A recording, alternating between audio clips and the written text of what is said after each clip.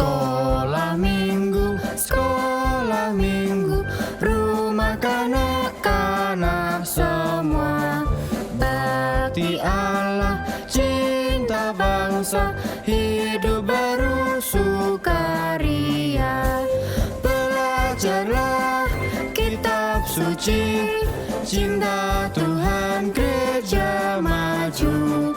Jalankanlah perintahnya, muliakan Tuhan selamanya. Ayo anak-anak, kita ke sekolah minggu GKI Stadion.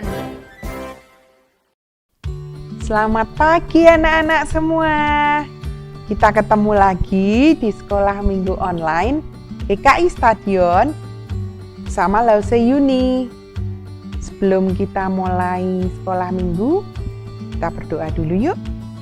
Tangannya dilipat, matanya ditutup. Duduk yang manis ya, tidak lihat kanan kiri ya. Oke. Tuhan Yesus, terima kasih. Hari ini kami mau bersekolah seminggu bersama-sama ya Tuhan. Sebentar kami akan memuji nama-Mu dan mendengarkan firman-Mu ya Tuhan. Tuhan Yesus, tolong siapkan hati kami. Di dalam nama Tuhan Yesus kami sudah berdoa. Haleluya, amin.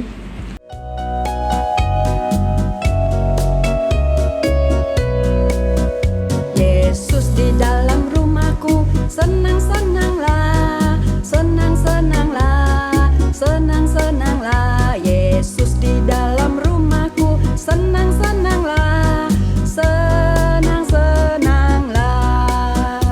With Jesus in the family, happy happy home, happy happy home, happy happy home. With Jesus in the family, happy happy home, happy happy home. 主耶稣在我家庭中，快乐快乐呀，快乐快乐呀，快乐快乐呀。主耶稣在我家庭中，快乐快乐呀，快乐快乐呀。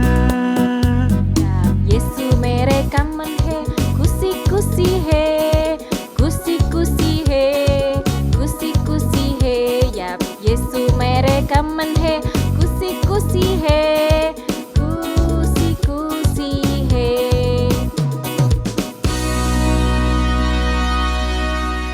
Langsung Yuni, lapar beli makanan yuk. Mau beli di mana?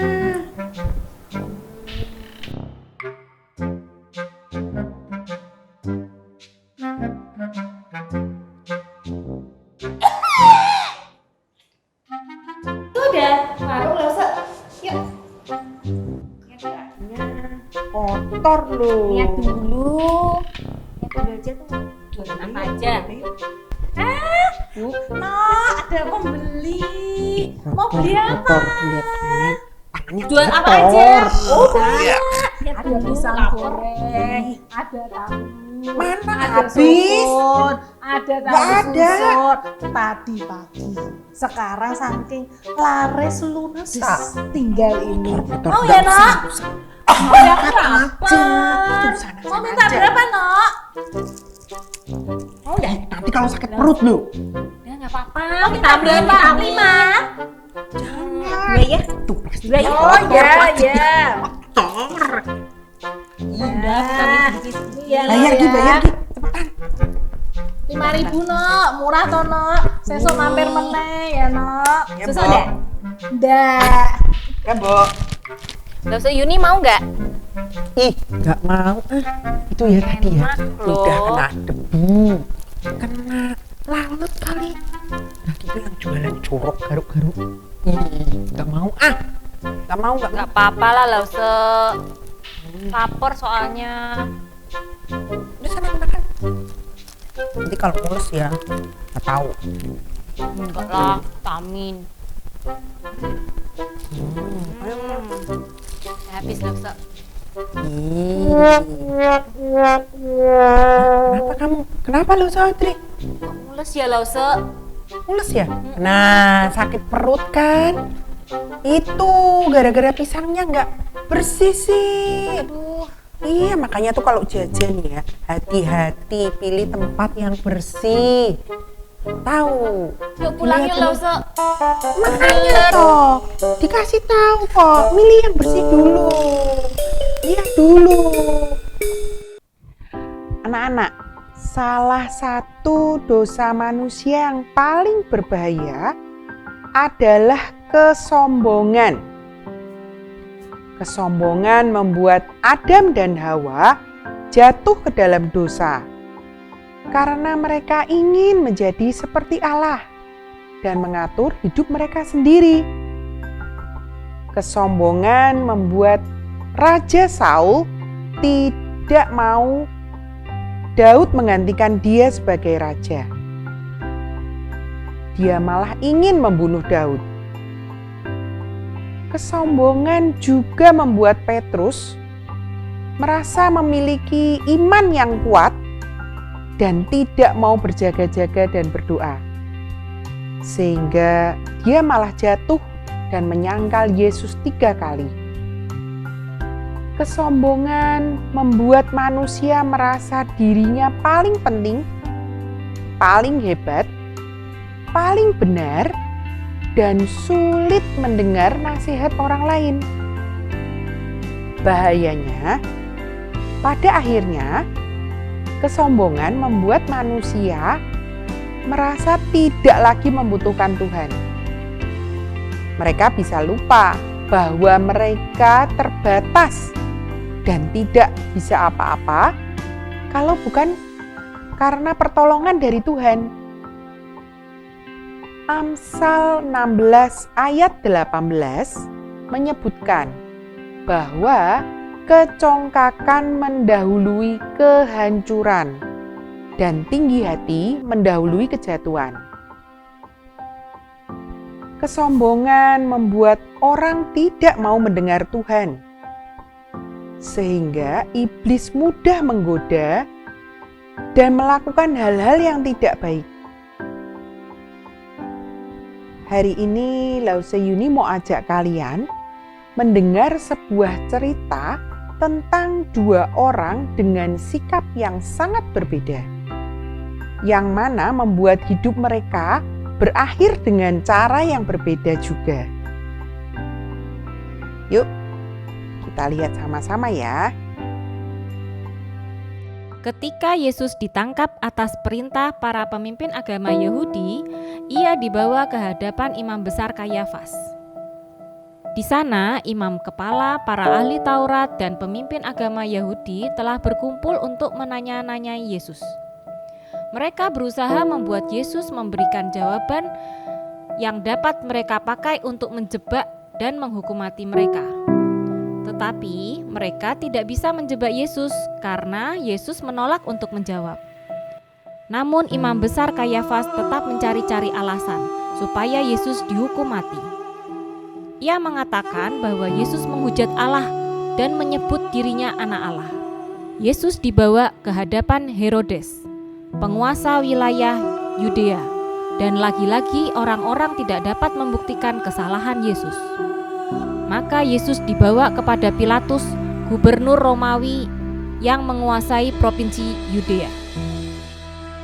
Pilatus juga tidak dapat menemukan kesalahan Yesus, tetapi ia ingin menyenangkan para pemimpin Yahudi yang ingin supaya Yesus dihukum mati.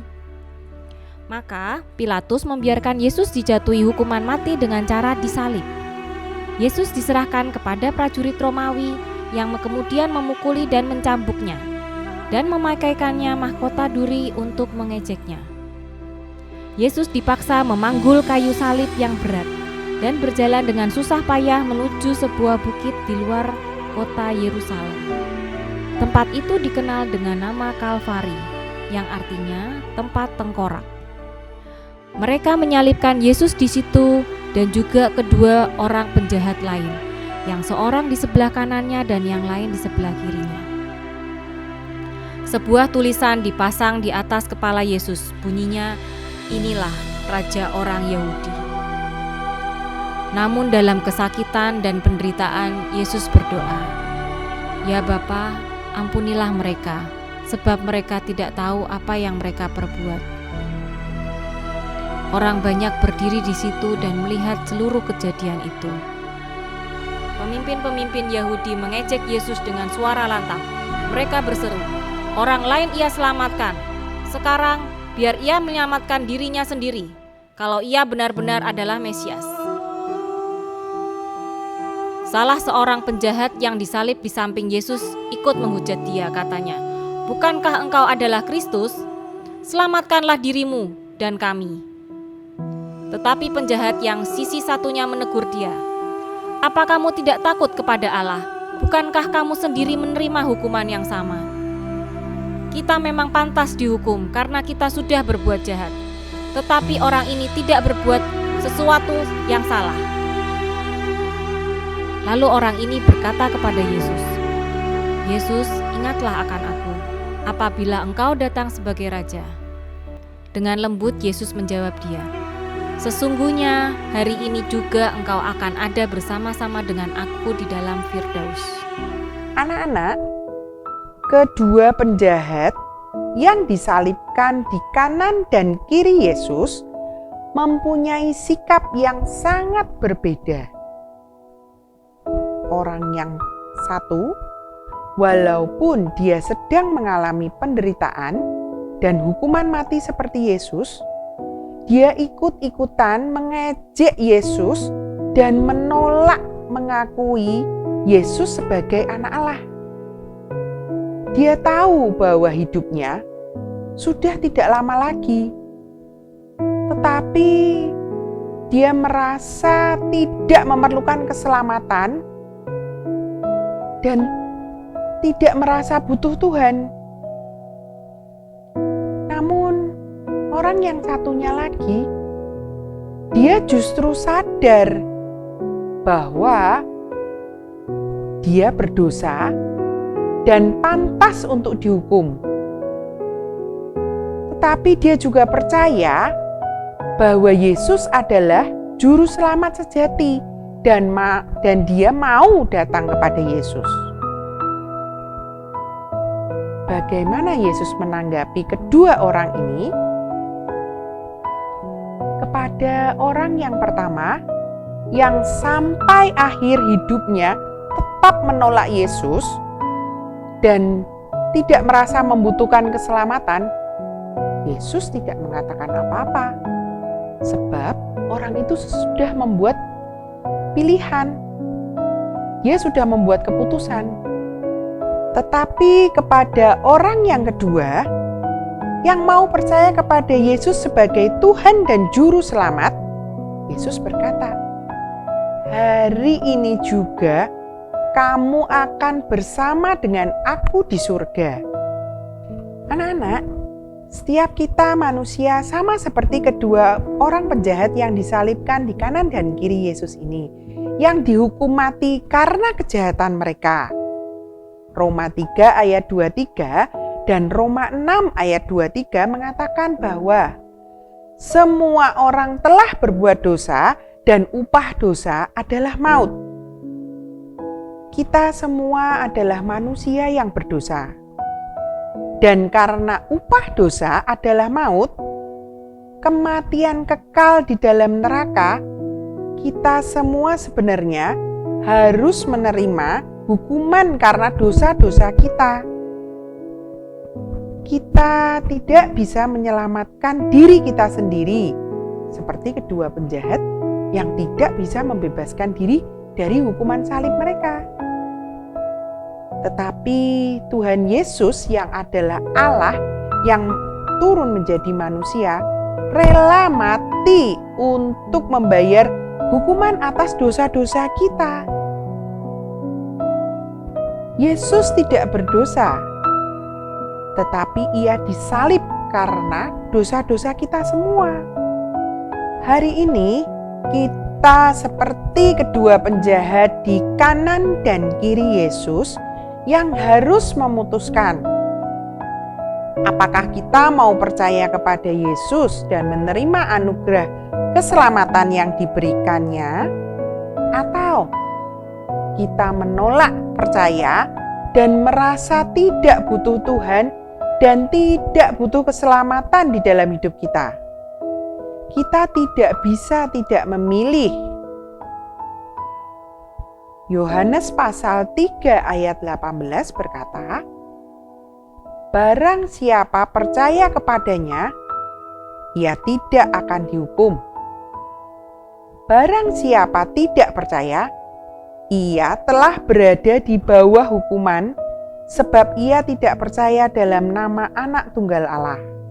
Nah, anak-anak, Lause punya sebuah gambar. Coba kalian lihat ya, gambar apa ini?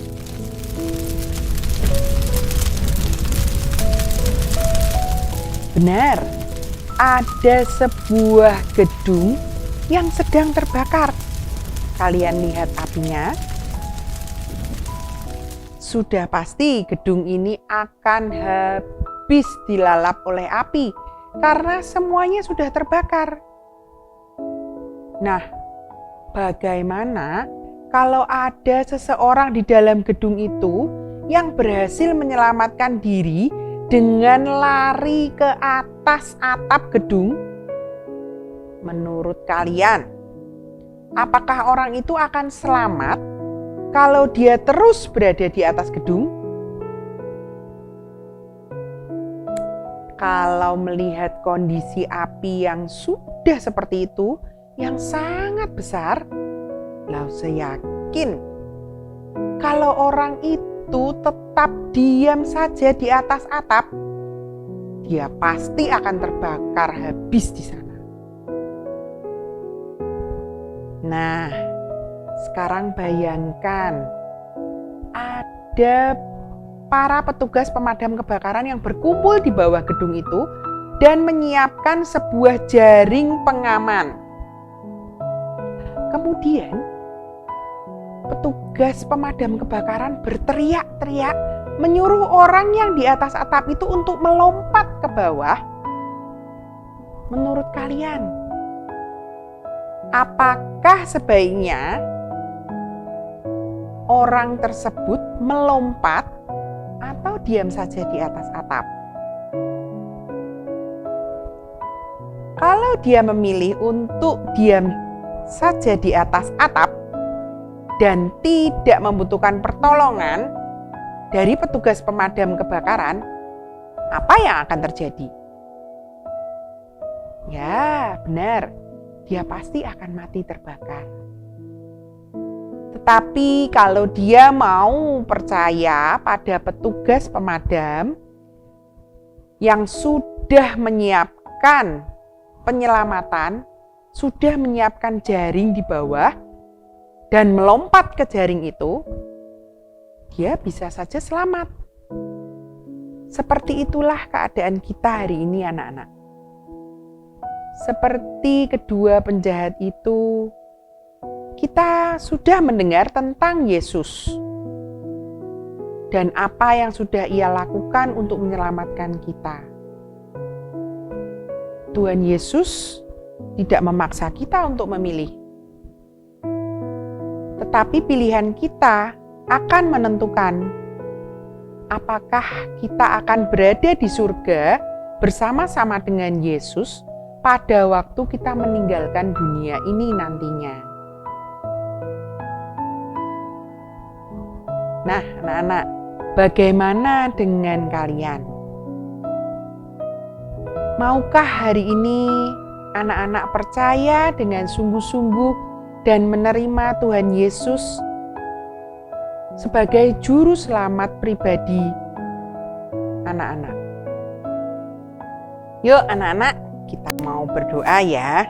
Tangannya dilipat, matanya ditutup. Tuhan Yesus, kami berterima kasih untuk firman Tuhan yang boleh kami dengar hari ini. Tuhan, kami berterima kasih Engkau sudah turun ke dunia dan menebus dosa-dosa kami. Tuhan, tolong setiap kami, anak-anak-Mu, boleh percaya dengan sungguh-sungguh dan boleh menerima Tuhan Yesus sebagai juru selamat pribadi. Terima kasih Tuhan, di dalam nama Tuhan Yesus kami berdoa. Amin. Anak-anak, ayat hafalan kita hari ini diambil dari Yohanes pasal 3 ayat 36a. Ya. Yohanes 3 ayat 36a yang berbunyi, barang siapa percaya kepada Anak, ia beroleh hidup yang kekal. Saya ulang satu kali lagi ya. Yohanes 3 ayat 36a. Barang siapa percaya kepada Anak, ia beroleh hidup yang kekal. Nah, anak-anak, sekolah minggu kita hari ini sudah selesai. Sebelum kita berpisah, kita mau berdoa dulu ya. Tuhan Yesus, terima kasih untuk sekolah minggu hari ini. Jagai dan lindungi setiap kami, Tuhan. Terima kasih Tuhan, dalam nama Tuhan Yesus kami sudah berdoa. Amin. Oke, sampai ketemu lagi di sekolah minggu online minggu depan. Tuhan Yesus memberkati. Bye anak-anak.